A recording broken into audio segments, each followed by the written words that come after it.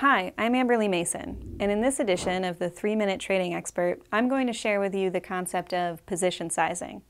Married with the idea of the stop loss, which we covered in another video, smart position sizing can instantly turn you into a low-risk, high-return trader. And if you don't know the basics of position sizing, it's unlikely you'll ever succeed in the market. Fortunately, it's an easy concept to grasp. Position sizing is the part of your investment or trading strategy that tells you how much money to place in a given trade. For example, suppose an investor has a $100,000 account. If this investor buys $1,000 worth of shares in company ABC, his position size would be 1% of his total capital. If the investor buys $3,000 worth of stock, his position size is 3% of his total capital. Note that we're giving you his position size in percentage terms. Many folks think of position size in terms of how many shares they own of a particular stock, but the successful investor thinks in terms of what percentage of their total account is in a particular stock. So why is position sizing so important?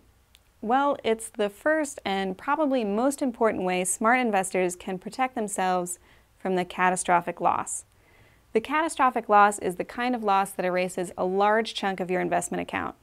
It's the kind of loss that ends careers and even marriages. The catastrophic loss typically occurs when a trader or investor takes a much larger position size than he should. He'll find a stock, commodity, or option trade he's really excited about, start dreaming of all the profits he could make, and then place a huge bet. He'll place 20, 30, 40% or more of his account in that one idea. He'll swing for the fences and buy 10 times more than he should. Or he'll go into the option market and over-leverage his bet. The obvious damage from the catastrophic loss is financial. Maybe that investor who starts with $100,000 suffers a catastrophic 80% loss and is left with $20,000. It takes most folks years to make back that kind of money. The less obvious damage is worse than losing money. It's the mental trauma that many people never recover from. They consider themselves failures. They see years of hard work, represented by the money they accumulated from their job or business, flushed down the toilet. It's a tough pill to swallow, and they can get knocked out of investing forever. They just stick their money in the bank and stop trying. So clearly, you want to avoid the catastrophic loss at all costs, and your first line of defense is to size your positions correctly. So what is the correct position size?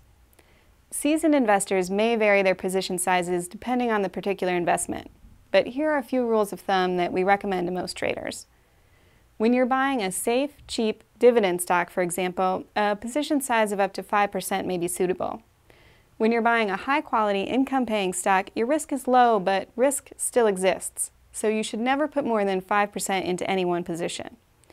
And when you're dealing with more volatile vehicles, like when you're speculating on junior resource stocks or buying options, your position sizes should be much smaller. We recommend 0.5% or 1% at the most.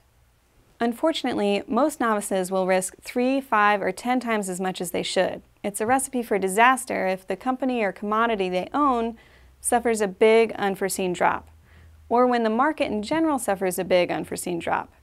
These big unforeseen moves happen with much greater frequency than most folks realize. So resist the urge to put too much money into any one position. Keep your position sizes small. By keeping your position sizes intelligent and small, no unusual move in one particular position will produce a catastrophic loss. I'm Amberly Mason. Thanks for watching, and good trading. If you want to learn another incredibly powerful trading secret, click here to watch the next video.